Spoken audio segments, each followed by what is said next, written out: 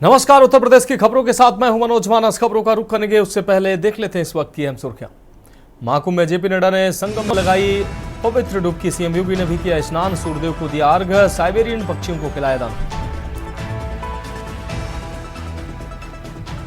प्रयागराज महाकुंभ में आस्था का सैलाब। वीकेंड के मौके पर संगम में उमड़ी श्रद्धालुओं की भीड़। मेले के अंदर बैरिकेडिंग, 10 किलोमीटर पैदल चल रहे श्रद्धालु।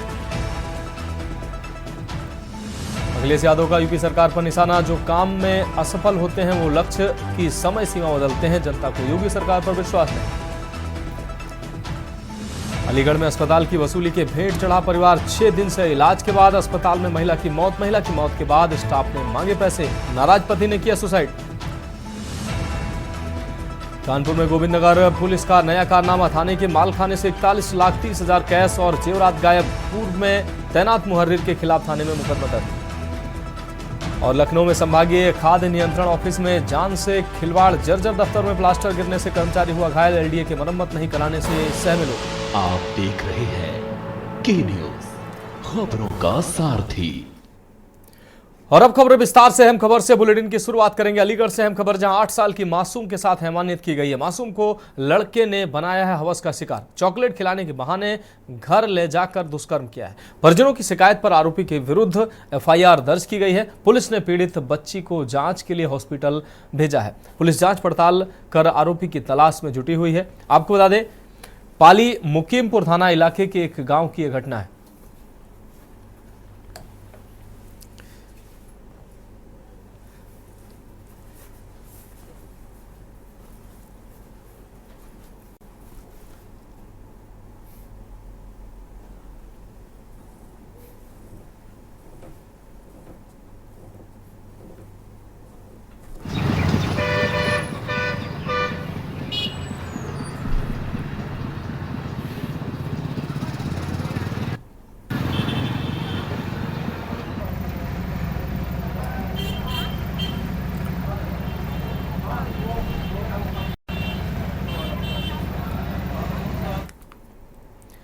बढ़ेंगे अगली अहम खबर की ओर। कानपुर से अगली अहम खबर, जहां संदिग्ध परिस्थितियों में 2 नाबालिग बहनें लापता हुई हैं। आपको बता दें, बुधवार तड़के सुबह से लापता हैं दोनों नाबालिग बहनें। परिजनों ने अनहोनी की आशंका जताते हुए पुलिस को तहरीर दी है। ननिहाल में रहकर दोनों बहनें करती थी पढ़ाई। पुलिस मामले में रिपोर्ट दर्ज कर जांच में जुटी हुई है। बिठूर थाना क्षेत्र के एक गाँव का यह पूरा मामला है। ननिहाल में रहकर दोनों बहनें पढ़ाई कर रही थी। इस दौरान दोनों बहनें लापता हैं। परिजनों ने अनहोनी की आशंका जताते हुए तहरीर दी है पुलिस को। थाना बिठूर का यह पूरा मामला है। ननिहाल में रहकर दोनों बच्चियां पढ़ाई कर रही थी। कानपुर से यह अहम खबर आपको दिखा रहे हैं। पुलिस मामले में रिपोर्ट दर्ज कर जांच में जुटी हुई है।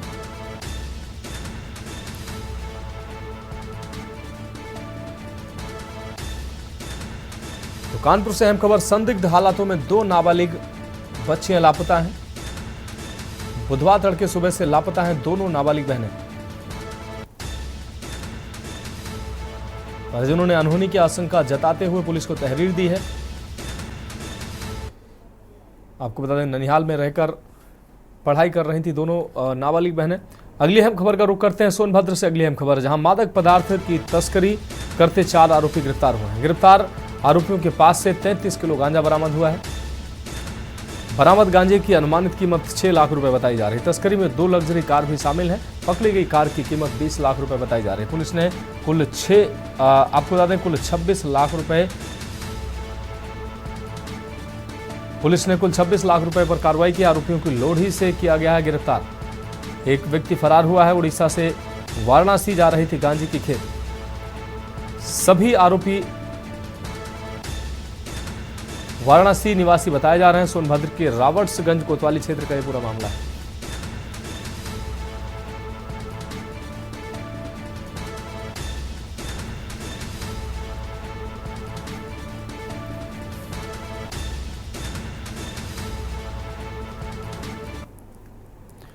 बढ़ेंगे अगली अहम खबर की ओर। कानपुर से अगली अहम खबर, जहां गोविंदनगर पुलिस का नया कारनामा सामने आया है। आपको बता दें, 41.3 लाख कैश व जेवरात गायब हुआ है। मालखाने में चोरी होने से विभाग में हड़कंप मच गया है। जुए में बरामद लाखों रुपए का कैश मालखाने से गायब हुआ है। पूर्व में तैनात मुहर्रिर के खिलाफ थाने में दर्ज हुआ था मुकदमा। तो पूर्व के मुहर्रिर के खिलाफ थाने में मुकदमा दर्ज हुआ है। लखनऊ चौक कोतवाली में तैनात है मुहर्रिर दिनेश चंद्र। मुकदमा दर्ज कर पुलिस ने जांच कमेटी का गठन किया है।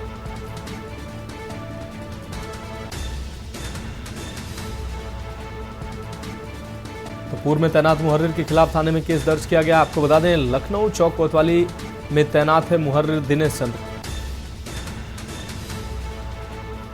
तो कानपुर से अहम खबर आपको दिखा रहे, गोविंद नगर पुलिस का ये कारनामा सामने आया है। गोविंद नगर पुलिस का ये नया कारनामा सामने आया है। थाने से लगभग 41.5 लाख का कैश और जेवरात गायब हुआ है। मालखाने में चोरी होने से विभाग में हड़कंप मच गया। जुए में बरामद लाखों का कैश मालखाने से गायब हुआ है।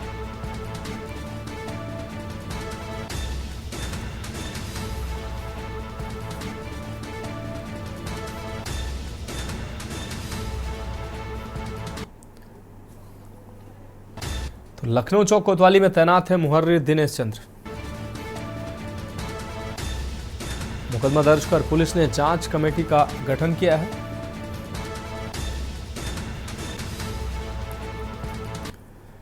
रुक करेंगे अगली अहम खबर का। कन्नौज में बेखौफ दबंगों का आतंक जारी है। आपको बता दें, गाड़ी भर दबंगों ने घर में घुसकर परिवार को पीटा है। महिलाओं सहित परिवार के सदस्यों को बुरी तरह से पीटा है। अचानक हुए हमले से आसपास के लोग भी सहम गए।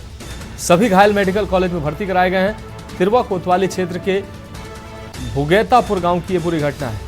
तस्वीरों में आप देख सकते हैं किस तरीके से दबंगई साफ तौर पर नजर आ रही है। महिलाओं सहित परिवार के सदस्यों को दबंगों ने बुरी तरह से पीटा है। तो अचानक हुए हमले से आसपास के लोग भी सहम गए। महिलाओं सहित परिवार के सदस्यों को बुरी तरह से दबंगों ने पीटा है।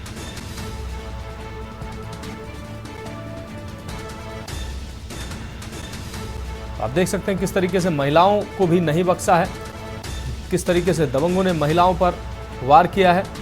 तिरवा कोतवाली क्षेत्र के भुगैतापुर गांव की यह पूरी घटना है।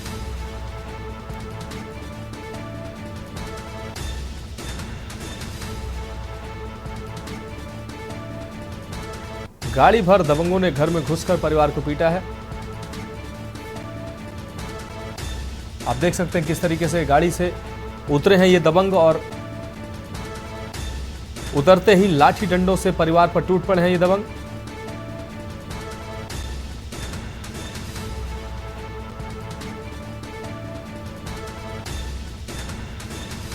किस तरीके से दबंगई करते नजर आए हैं ये दबंग।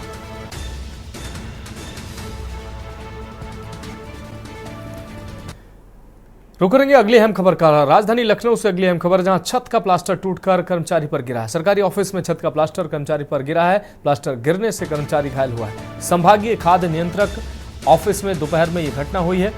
ऑफिस में जमीन पर टेबल पर यह पूरा प्लास्टर का मलबा फैला नजर आ रहा है। तस्वीरों में आप देख सकते हैं। 1986 में खाद्य एवं रसद विभाग ने किराए पर लिया था इस ऑफिस को। एलडीए से किराए पर लिया गया था यह भवन में ये प्लास्टर गिर रहा है। भवन की जो खिड़कियां हैं वो भी लटकी नजर आ रही हैं। तो जर्जर भवन में आप देख सकते हैं किस तरीके से कार्यालय संचालित है। एलडीए से किराए पर लिया गया था ये जर्जर भवन और एलडीए के द्वारा इसमें जो मरम्मत है वो नहीं कराया गया।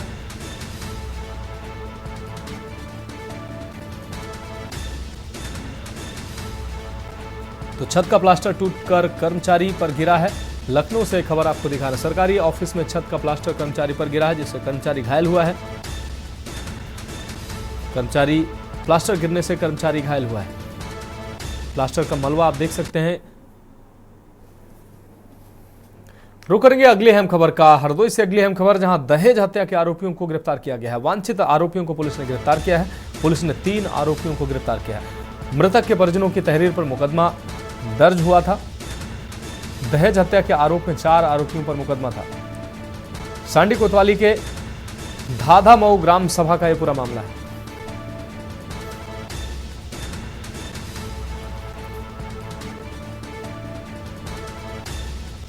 तो पुलिस ने 3 आरोपियों को गिरफ्तार किया है। इस वक्त की अहम खबर आपको दिखा रहे हैं।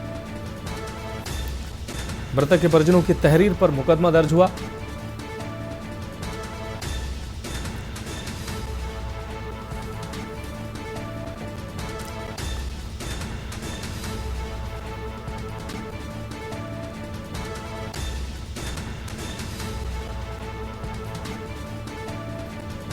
दहेज हत्या के आरोपियों को पुलिस ने गिरफ्तार किया है। हरदोई से यह अहम खबर आपको दिखा रहे हैं। वांछित आरोपियों को पुलिस ने गिरफ्तार किया है।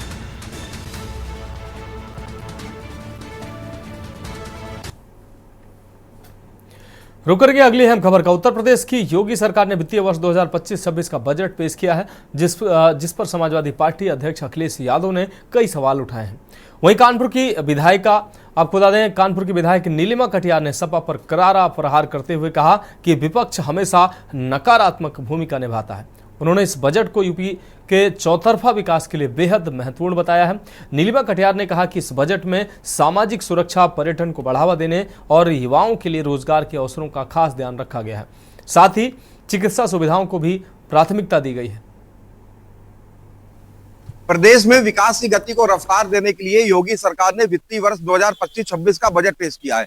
हालांकि बजट पेश होने के बाद सपा प्रमुख अखिलेश यादव ने तमाम तरीके के आरोप लगाए हैं। इस वक्त इस पूरे मामले में बातचीत करने की हमारे साथ भाजपा विधायक नीलिमा कटियार जी मौजूद, उनसे बातचीत करेंगे। मैम, के न्यूज़ में स्वागत है आपका। मैम, बजट पेश किया गया, आप वहां पे मौजूद थी। उसके बाद अखिलेश यादव ने प्रेस कॉन्फ्रेंस करी और तमाम तरह के सवाल खड़े किए। देखिए, विपक्ष अपनी जिसको कहेंगे कि जो भूमिका उन्होंने लगातार नकारात्मक, और किसी भी चीज को, माने हर एक में कुछ सही होता है, कुछ गलत होता है, लेकिन लगातार सिरे से खारिज करना, तो विपक्ष अपनी परंपरागत जिस भूमिका में है उसी भूमिका का निर्वहन कर रहा है। जहां तक बजट की बात है, बजट आज आप हमसे बात कर रहे हैं, लेकिन आपने देखा होगा कि माननीय मुख्यमंत्री जी के नेतृत्व में माननीय वित्त मंत्री जी ने जो बजट प्रस्तुत किया है, उस बजट के अंदर प्रदेश के सर्वांगीण और सर्वोन्मुखी विकास को लेकर के, और कैसे कोई 5-10 प्रेजेंट 20 साल नहीं, जो प्लानिंग दिख रही है, जो उत्तर प्रदेश के अंदर, और सरकार का बजट, सरकार का प्रोत्साहन किस दिशा में है, किन सेक्टर्स को लेकर है, इसको तय करने वाली भूमिका का होता है। देश के अंदर सबसे ज्यादा एक्सप्रेसवेज वाला और कौन सा देश के अंदर आज हम राज्य कह सकते हैं, कौन से राज्य को कह सकते हैं कि जो राज्य अपने हर एक डिस्ट्रिक्ट के अंदर मेडिकल कॉलेज की बात करता हो, और उसने कई गुना रफ्तार से, और जो किसी भी सेक्टर के लिए मैं बात करूं, आज मैं महिला हूं, आधी आबादी के लिए मातृशक्ति पर जिस तरह से माननीय वित्त मंत्री जी ने बजट बनाया है, और मातृशक्ति पर जिस स्तर पर जाकर भरोसा किया है और जो सम्मान किया है, आज अगर बेटी है, और हम समझ सकते हैं, और एक महिला समझ सकती है, एक बेटी समझ सकती है कि जब वो हायर एजुकेशन के अंदर है, और जब उसको कई जगह अपनी पढ़ाई के क्रम में और अपने रोजगार की दृष्टि से जाना आना, स्कूटी उसके लिए क्या मायने रखती है। देश के प्रधानमंत्री जी ने विकसित भारत के लिए ग्रोथ इंजन के रूप में उत्तर प्रदेश की संभावनाओं को देखा था, जांचा था। आज उसी दिशा की तरफ हम इस बजट को देख रहे हैं, और विपक्ष फिर उसी भूमिका में है। आज 60 करोड़ से ज्यादा हमारे जो सांस्कृतिक पर्यटन केंद्र हैं, 60 करोड़ से ज्यादा, जहां पूरा ये फाइनेंशियल ईयर जो पीछे बीता है उसके अंदर जहां पर्यटक आए हैं, वहाँ अकेले हमारे कुंभ के अंदर आज जब मैं आपसे बात कर रही हूँ तो 60 करोड़ के आसपास आंकड़ा जा रहा है। तो ये सारी चीजें जो हैं वो हमारे सामने हैं। एकदम विकसित उत्तर प्रदेश न सिर्फ संभावित दिख रहा है, इस बजट के माध्यम से आकार लेता हुआ दिख रहा है, बाकी आगे आने वाले 50 साल के अंदर उत्तर प्रदेश किस दिशा में जाएगा उसका भी एक सुनिश्चित फ्रेमवर्क हमें इस बजट के अंदर दिख रहा है। मेट्रो में देश में उत्तर प्रदेश नंबर 1 पर है, और उस दिशा से कानपुर के अंदर जो मेट्रो की प्रगति है वो भी तेजी से आगे बढ़ती हुई लग रही है। तो ये थी हमारे साथ विधायक नीलिमा कटियार जी, जिनका साफ तौर पर कहना है कि जो बजट पेश किया गया है वो सभी सेक्टर्स को देखते हुए पेश किया गया है। इससे सभी का विकास होगा। इसके साथ ही युवाओं को रोजगार का भी अवसर मिलेगा। कानपुर से कौस्तुभ मिश्रा, के न्यूज़। रुक करेंगे अगली अहम खबर का। कानपुर से अगली अहम खबर है, जहां महान स्वतंत्रता संग्राम सेनानी, शिक्षाविद, पत्रकारिता जगत के पुरोधा मौलाना अबुल कलाम आजाद की पुण्यतिथि पर मुस्लिम उत्थान परिषद ने पुष्पांजलि सभा का आयोजन किया। इकबाल लाइब्रेरी बांसमंडी में पूर्व विधायक पंडित भूधर नारायण मिश्रा की अध्यक्षता में ये आयोजन किया गया। पुष्पांजलि सभा में वक्ताओं ने अबुल कलाम आजाद के जीवन पर प्रकाश डालते हुए अपनी भावभीनी श्रद्धांजलि अर्पित की। कार्यक्रम की अध्यक्षता करते हुए पूर्व विधायक पंडित भूधर नारायण मिश्र ने अपने संबोधन में कहा कि राष्ट्रवाद का मतलब विचारों की स्वतंत्रता का है, जिसका अभाव अब दिख रहा है, और मौलाना अबुल कलाम आज़ाद ने स्वतंत्रता आंदोलन को पत्रकारिता के द्वारा धार देने का काम किया तथा शिक्षा के क्षेत्र में किए गए उनके प्रयासों को नकारा नहीं जा सकता है। विशिष्ट अतिथि के रूप में अपने विचार रखते हुए के न्यूज़ इंडिया के वरिष्ठ पत्रकार और के न्यूज़ इंडिया के संपादक दुर्गेन चौहान जी ने कहा कि आज हम ऋणी हैं अबुल कलाम आज़ाद के, जिनकी पत्रकारिता के क्षेत्र में योगदान के चलते इस क्षेत्र में हम खड़े हैं, तथा कहा कि स्वतंत्रता आंदोलन में उनकी शुरुआत पत्रकारिता से हुई। उन्होंने कहा कि खाली सीमाओं की सुरक्षा ही राष्ट्रवाद नहीं, बल्कि आज विचारों की स्वतंत्रता का अभाव है। प्रोफेसर खान फारूक ने तफसील से अपने विचार रखते हुए कहा कि शिक्षा के क्षेत्र में उनका अनुकरणीय योगदान रहा। IIT सहित तमाम साहित्यिक संस्थानों को अमली जामा देने वाले अमली जामा देकर देश के नौजवानों को शिक्षा से जोड़ने का काम किया। कार्यक्रम का संयोजन एवं संचालन अतहर नईम ने किया। इस मौके पर वरिष्ठ पत्रकार जुबैर अहमद फारूकी, हरप्रकाश अग्निहोत्री, मोहम्मद सादाब आलम, कौशर सोलंकी, चंद्रमणि मिश्रा और पवन गुप्ता मौजूद रहे। परिषद का मैं बहुत आभारी हूँ, साहब का बहुत आभारी हूँ। इतनी महान शख्सियत के बारे में मैं अपने आप को एक बिंदु के बराबर भी नहीं मानता कि मैं उनके बारे में कुछ बोलने की हैसियत या औकात रखता हूँ। औकात शब्द का प्रयोग कर रहा हूँ। तो मौलाना अबुल कलाम आज़ाद को जो पुण्यतिथि है उस पर उन्हें श्रद्धांजलि अर्पित करता हूँ। और जब ये बात कह रहा हूँ तो मेरे रोटे खड़े हो रहे हैं कि ऐसे महान शख्सियत के बारे में मुझे दो शब्द कहने की हैसियत अगर ग्रेट लोग यहाँ बैठे हैं, राजनीति के क्षेत्र से, समाज के क्षेत्र से, और इस तरीके के आयोजनों में वही लोग जो नीति निर्धारक होते हैं या बौद्धिक रूप से बड़े मजबूत होते हैं, वही अब आज के दौर में आते हैं। तो दो तीन चीजें मौलाना के बारे में इतना कह दिया गया है और इतना भी कहना बाकी है कि मुझे लगता है कि दिनों दिन कहते जाए तो कम है।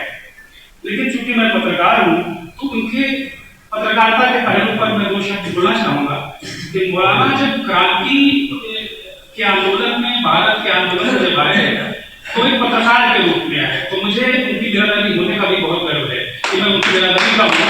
और उनके जो DNA को, पत्रकारिता के DNA को हम लोग आगे बढ़ा रहे हैं, तो हमारी भी जिम्मेदारी बहुत हो जाती है। शिक्षा के क्षेत्र में बहुत जिम्मेदारी है, राजनीति के क्षेत्र में बहुत जिम्मेदारी है, लेकिन पत्रकारिता के क्षेत्र में मौलाना ने बहुत कुछ काम किया है। बड़े बेखौफ पत्रकार थे और मैं भी देख रहा था कि अल बलाग और अल हिलाल दो ये अखबार थे जिनके माध्यम से उन्होंने क्रांतिकारी पत्रकारिता को करते हुए आजादी के आंदोलन में गांधी जी का सहचर्य प्राप्त किया और उसके बाद फिर वो आगे बढ़ते गए। यहाँ पर हमारे हिंदू, मुसलमान सभी पढ़े लिखे बुद्धिजीवी किस्म के लोग यहाँ आए। उन्होंने अपने देश को आज़ाद कराने में अपनी भूमिका अदा की और निर्माण में भी भूमिका अदा की। हिंदुस्तान जो आज है उसमें बहुत बड़ा योगदान मौलाना आज़ाद साहब का है कि उस ज़माने में UGC गठित की, IIT बनाई, सारा शैक्षिक ज्ञान जो है उसकी बुनियाद जो रखी गई वो मौलाना साहब ने रखी थी। मौलाना अबुल कलाम आज़ाद साहब की इस पुण्यतिथि पर हम सब ऐसे शैक्षिक स्थान इकबाल लाइब्रेरी बांसमंडी में इकट्ठा हुए जहां शहर के बुद्धिजीवियों ने, चाहे वो किसी धर्म का, किसी वर्ग का हो, सब ने अपने विचार रखे और सब ने उस बात को सराहा कि पंडित जवाहरलाल नेहरू जी की सरकार में जो शैक्षणिक संस्थानों का बनाना और बच्चों को पढ़ाने का भारत की उन्नति के लिए रास्ता अपनाया, मौलाना के शिक्षा मंत्री रहते, उसी तरह से उनके स्वतंत्रता संग्राम की लड़ाई में बहुत जोश और जज्बात के साथ महात्मा गांधी के नेतृत्व में देश के लिए लड़ना और विशेषता उनके अंदर जो हिंदू मुस्लिम एकता की बात थी, हम सब उससे प्रभावित हैं। उसको आगे बढ़ाने के लिए ऐसे कार्यक्रम करते रहते हैं समय समय पर। एक बार फिर उनको दिल की गहराइयों से श्रद्धा सुमन अर्पित करते हैं। तो फिलहाल उत्तर प्रदेश की खबरों में वक्त एक ब्रेक का, जल्द हाजिर होंगे। आप देख रहे हैं के न्यूज़, खबरों का सारथी। ब्रेक के बाद उत्तर प्रदेश की खबरों में एक बार फिर से आपका स्वागत है। रुक करेंगे अगली अहम खबर का। खबर कानपुर से है, जहां आईपीएल की तर्ज पर डेन प्रीमियर लीग सीजन 11 चल रहा है। मैच का आयोजन जेएमडी वर्ल्ड स्कूल के ग्राउंड में चल रहा है। मुख्य अतिथि के रूप में SN Sharma CEO Den network ने शिरकत की। कार्यक्रम के दौरान चेयरमैन कमल उत्तम ने पुष्पगुच्छ और शाल देकर मुख्य अतिथि का स्वागत किया। डीपीएल लीग के 7वें दिन का पहला सेमीफाइनल मैच डेन सनराइजर्स और डेन किंग्स 11 के बीच खेला गया। डेन किंग्स की टीम ने टॉस जीतकर पहले फील्डिंग का फैसला लिया और डेन सनराइजर्स ने पहले बल्लेबाजी करते हुए 16.1 ओवर में 10 विकेट के नुकसान पर 105 रन बनाए। डेन किंग्स 11 ने लक्ष्य का पीछा करते हुए 13.3 ओवर में 108 रन का जो लक्ष्य था वो पूरा किया। 8 विकेट से जीत दर्ज की। डेन किंग्स के रितेश दत्त शर्मा ने 3.1 ओवर में 6 विकेट की शानदार बॉलिंग की। मैन ऑफ द मैच उनको चुना गया।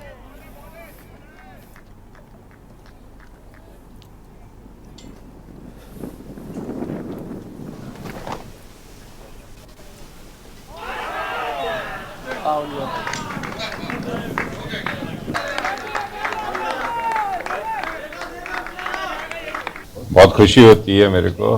हर साल जब भी डीपीएल का आयोजन किया जाता है मैं पर्सनली जरूर आता हूं और इसमें पार्टिसिपेट करता हूं। इससे स्पोर्ट्समैन स्पिरिट को बड़ा बढ़ावा मिलता है, टीम एफर्ट्स मिलती है और हमारे पूरे केबल के व्यवसाय में बढ़ोतरी मिलती है। हमारे सारे केबल ऑपरेटर भाई मिलकर जब यहाँ पे इकट्ठे होते हैं, चाहे ऑपोजिशन में चाहे एक टीम में, तो ओवरऑल संगठन को मजबूती मिलती है और मिलजुल के हम अपने बिजनेस को आगे बढ़ाते हैं।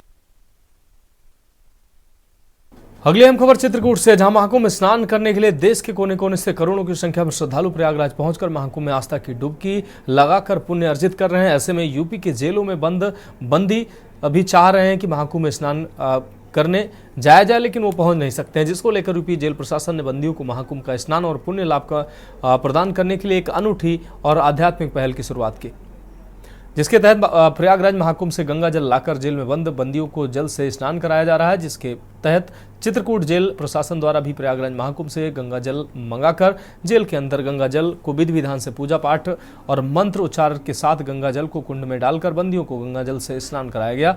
जो बंदियों ने भी बड़े ही आस्था और सद्भाव से गंगा जल में स्नान कर पुण्य लाभ कमाया और अपने द्वारा किए गए गलत कार्यों की माफी गंगा मैया से माफी की प्रार्थना की। फिलहाल यूपी जेल प्रशासन की अनूठी और आध्यात्मिक पहल चर्चा का विषय बनी हुई है।